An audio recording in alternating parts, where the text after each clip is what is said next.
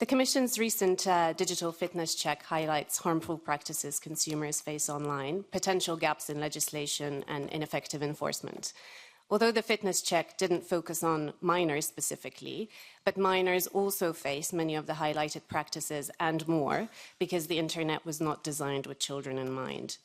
So, Commissioner-designate, what will you do to protect minors against the risks they face online? What will be the scope of your actions and when will you take them? And how will you ensure effective cooperation between all the responsible authorities to ensure swift enforcement and to keep up with technological developments? Last night, I had a quick chat with your AI-generated avatar on a really cool website.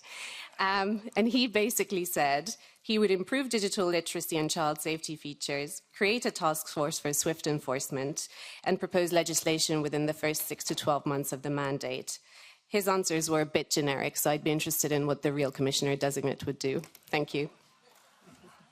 Thank you, Madam David. I'll try to do a little better than the AI-generated avatar, if I can, but can I just acknowledge the priority that you have afforded to this issue, the protection of minors online, and it is one that I share, and I'll work with you in relation to this issue.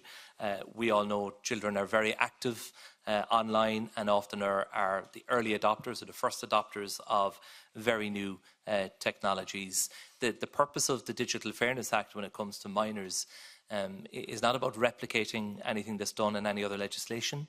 The DFA is about dealing with gaps that are there in the protection of consumers in a digital space, including the protection of minors. So issues not covered by existing legislation, such as video games, for example. Specific concerns have arisen with the sale of virtual items using in-app currencies, for example. Another problem concerns gambling simulating features, such as loot boxes and video games, which are virtual items that give randomised rewards. We would be naive to think that the preeminence of these features and games are not having a long-term impact. I think that they are, and I think we need to be clear-eyed about the risks, and we need to respond to those risks as well.